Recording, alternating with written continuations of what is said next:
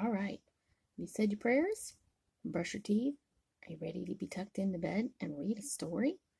Tonight's story is Miss Moo Goes to the Zoo. Miss Moo lived on a farm out in the countryside.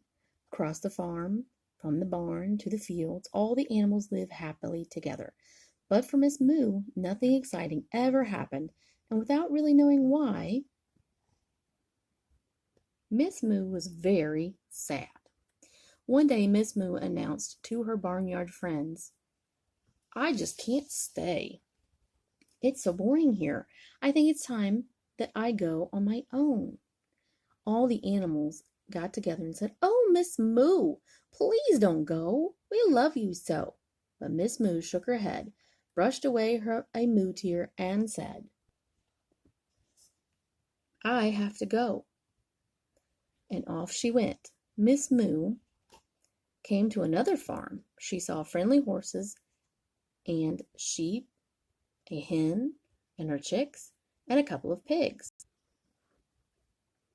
They all seemed happy, that was clear, but she knew that nothing would be different here. So she kept walking and walking and walking until she came to the zoo. It was a city zoo, a zoo for Miss Moo. What could she do but walk in and explore? All of a sudden, Miss Moo heard a strange animal sound. Turning around, she saw the elephants.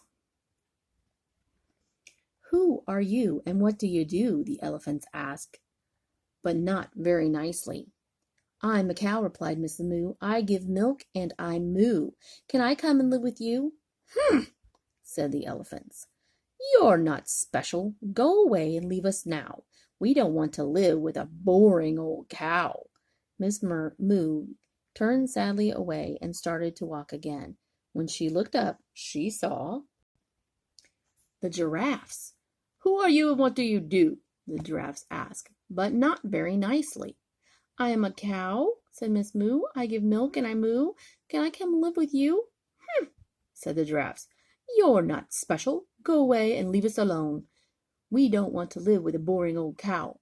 Sadly, she turned away and walked just a little bit more, her eyes open wide, when she saw the lions. "Who are you and what do you do?" the lions roared, but not nice at all. Not at all. "Oh dear," said Miss Moo. "I'm a cow. I give milk and I moo, but I'm not sure if I want to live with you." "Humph," said the lions. "What's so special about a cow? Go away and leave us now." Miss Moo ran all the way to the other side of the zoo and she began to cry. "Moo-hoo, moo-hoo. Who are you and what do you do?" came a very nice voice from behind Mrs. Moo.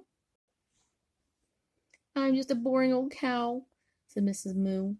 "I can only give milk, and that won't interest you." "Humph," said the zebras. "Who are we to say? We just stand in the sun and graze all day. But the zookeeper feeds us right about now. He should know what to do with the cow." Sure enough, the zookeeper walked right up to Mrs. Moo and said, "Who are you and what do you do?" "I'm not an elephant, big and gray. I'm not a giraffe who stretches tall all day. I'm not even a lion with a great big roar. I'm just a cow who's a bit of a bore." "Now, Mrs. Cow, that's no way to talk. Come with me. Let's go for a walk," said the zookeeper. So Mrs. Moo followed him to the petting zoo. What a surprise! Miss Moo could not believe her eyes. There were children everywhere petting and feeding the animals, and these animals were not elephants, giraffes, or lions. They were pigs and sheep and hens and horses. "Miss Moo," said the zookeeper, "your journey is at the end. Stay here with us and be our friend." Miss Moo stared at all the children. She looked at the animals who lived in the petting zoo. She smiled shyly, and everyone smiled back. And at last she knew what she would do. At last there was a new home for Mrs. Moo. Did you like tonight's story? I hope you did. I hope you have a good night's sleep. I hope you have sweet dreams. And remember, Grandma loves you.